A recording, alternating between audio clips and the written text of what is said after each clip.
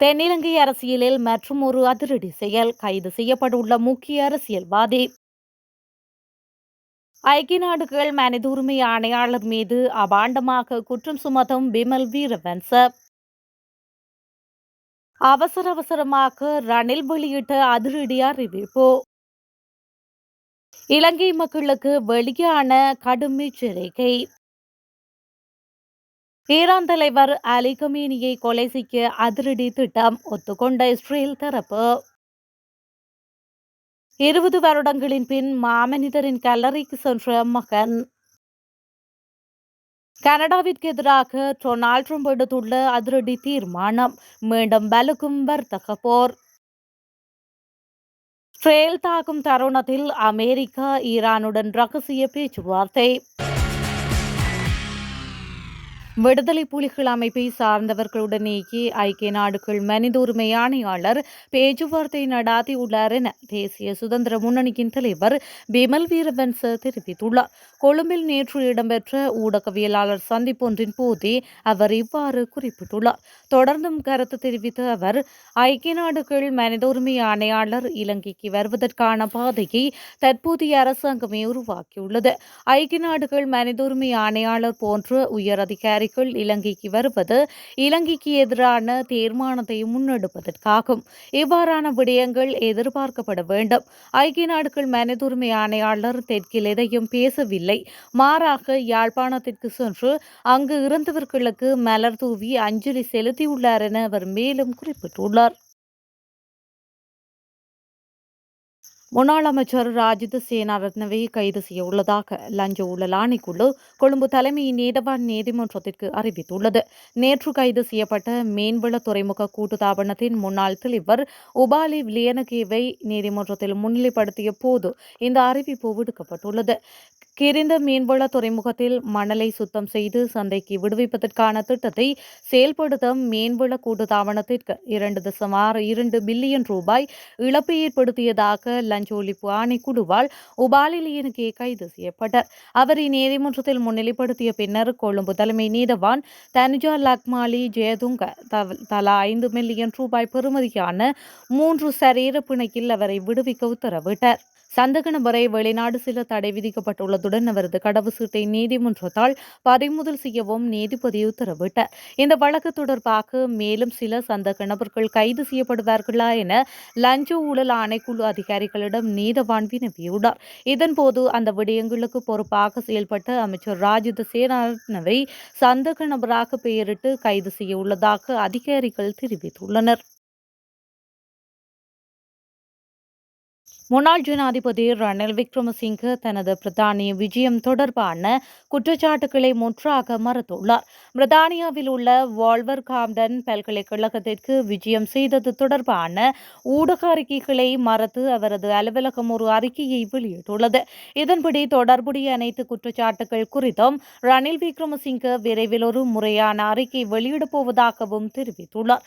ரணில் விக்ரமசிங்க ஜனாதிபதியாக இருக்கும் போது அவரது வெளிநாட்டு பயணங்கள் குறித்து விசாரணை நடாத்துவது குறித்து குற்றப்புலனாய்வு திணைக்களம் கொழும்பு கோட்டை நீதவான் நீதிமன்றத்திற்கு அறிவித்ததை தொடர்ந்து ரணிலின் இந்த கருத்து வெளிவந்துள்ளது.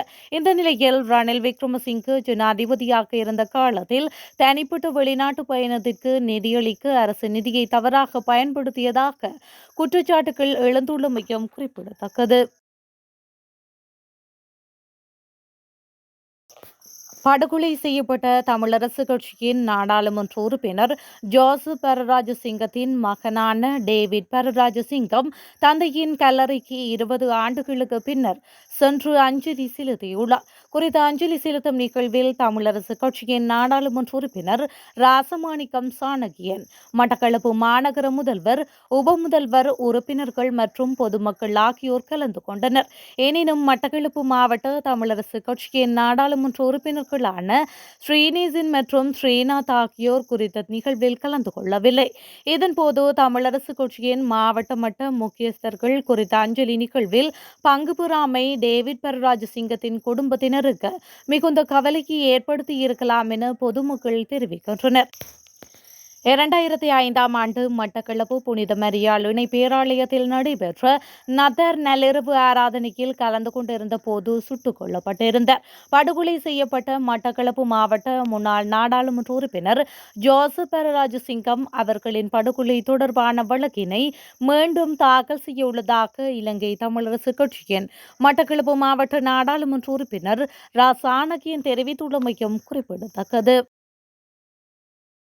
கனடாவுடனான அனைத்து வர்த்தக பேச்சுவார்த்தைகளையும் உடன் நிறுத்துவதாக அமெரிக்க ஜனாதிபதி டொனால்ட் ட்ரம்ப் அறிவித்துள்ளார். தனது சமூக ஊடக பக்கத்தில் இட்டுள்ள பதிவிலேயே அவர் இந்த அறிவிப்பை விடுத்துள்ளார்.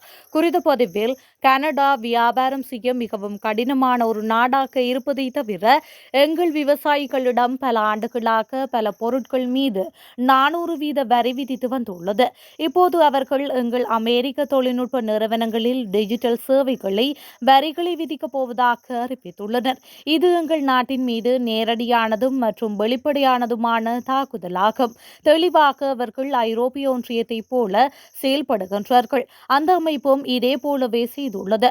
மேலும் அதை ஒரு விதமாக நாங்கள் நடாத்தி கொண்டிருக்கின்றோம். இந்த மிகைப்படுத்தப்பட்ட வரியை அடிப்படையாக கொண்டு கனடாவுடன் உள்ள அனைத்து வர்த்தக பேச்சுவார்த்தைகளையும் உடனடியாக நிறுத்துகின்றோம். வருகிற 7 நாட்களுக்குள் கனடா அமெரிக்காவுடன் வியாபாரம் செய்ய வேண்டுமானால் எவ்வளவு வரி செலுத்த வேண்டும் என்பதை அறிவிப்போம் என அவர் மேலும் குறிப்பிட்டுள்ளார். ஈரான் உச்ச தலைவர் அயதுல்லா அலி கமேனியை கொலை செய்ய திட்டமிட்டதாக இஸ்ரேலிய பாதுகாப்பு அமைச்சர் காட்ஸ் தெரிவித்துள்ளார். இஸ்ரேலின் சேனல் 13 தொலைக்காட்சிக்கு வழங்கிய நேர்காணலிலேயே காட்ஸ் இவ்வாறு குறிப்பிட்டுள்ளார். இது தொடர்பில் அவர் மேலும் கருத்து தெரிவிக்கையில், நாங்கள் கமேனியை ஒழிக்க விரும்பினோம், ஆனால் எங்களுக்கு சரியான வாய்ப்பு கிடைக்கவில்லை. தனது உயிருக்கு அச்சுறுத்தல் இருப்பதை உணர்ந்த கமேனி மிகவும் ஆழமான நிலத்தடிக்கு சென்றிருந்தார். ஆரம்பகட்ட இஸ்ரேலிய தாக்குதல்களில் கொல்லப்பட்ட இஸ்லாமிய புரட்சிகர காவல் படையின் தளபதிகளுக்கு பதில் புதிதாக வந்தவர்களுடனும் தொடர்புகளை அவர் துண்டித்துவிட்டார். மேலும் கமேனியை கொள்வதற்கு அமெரிக்காவின் அனுமதி தேவையில்லை.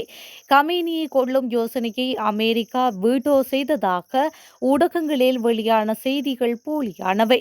கூடுதலாக அமெரிக்க ஜனாதிபதி டொனால்ட் ட்ரம்ப் ஈரான் தனது அணுசக்தி திட்டத்தை மீண்டும் புதுப்பிக்க முயன்றதால் மீண்டும் தாக்குவோம்.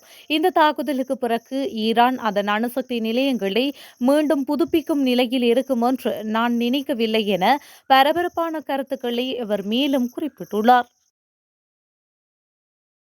வீட்டிலிருந்து வேலை செய்து பெரும் தொகையை சம்பாதிக்கலாம் என்ற விளம்பரங்களை வெளியிட்டு இலங்கையர்களை ஏமாற்றி பணம் பறிக்கும் சம்பவங்கள் அதிகரித்துள்ளதாகவும், எனவே இது தொடர்பில் மக்கள் மிகவும் விழிப்புடன் இருக்க வேண்டும் எனவும் குற்றப்புலனாய்வுத்துறை அறிவுறுத்தியுள்ளது. சமூக வலைதளங்கள் மூலமாகவே இந்த மோசடியான செயல்பாடு இடம்பெற்று வருகின்றமையும் கண்டறியப்பட்டுள்ளது. இது தொடர்பில் மேலும் தெரிய வருவதாவது, வீட்டிலிருந்து வேலை செய்து பெரும் தொகையை சம்பாதிக்கலாம் என்ற விளம்பரங்களை வெளியிட்டு ஒரு வணிகத்தில் முதலீடு செய்யுமாறு மக்கள் அறிவுறுத்தப்படுகின்றனர். முதலில் இந்த முதலீட்டிற்கு ஒரு சிறிய தொகையை முதலீடு செய்யுமாறு குற்றவாளிகள் அறிவிக்கின்றனர். பின்னர் அந்த சிறிய தொகையை முதலீடு செய்தவர்களுக்கு சாதாரண லாபமாக ஒரு தொகையை முதலீட்டு தொகையுடன் சேர்த்து வழங்குகின்றனர். பின்னர் முதலீட்டாளர்களுக்கு லாபத்தை அதிகரித்து வழங்கி அவர்களின் நம்பிக்கையை பெறுகின்றனர். அதற்கு அடுத்த நடவடிக்கையாக மேலும் முதலீட்டு வாய்ப்புகள் உள்ளதாக கூறி பெரிய தொகையை முதலீடு செய்யுமாறு அறிவுறுத்துகின்றனர். இவ்வாறு முதலீடு செய்யப்பட்ட பணம் உள்ளூர் வங்கி கணக்குக்கு மாற்றப்படுகின்றது. பல தடவைகள் இவ்வாறு பெரிய தொகைகளை முதலீடு செய்து வைத்த பின்னர் முதலீட்டாளர்களுக்கு எந்த ஒரு லாபமும் வழங்கப் போவதில்லை. இந்த முறையில் முதலில் முதலீடு செய்யப்பட்ட பணத்தை பல கணக்குகள் மூலம் மாற்றி பணத்தை சுழற்றுவதாக விசாரணை அதிகாரிகள் கண்டறிந்துள்ளனர். எனவே இந்த மோசடி தொடர்பில் மக்கள் அவதானமாக இருக்குமாறு கேட்டுக் கொள்ளப்பட்டுள்ளமை குறிப்பிடத்தக்கது.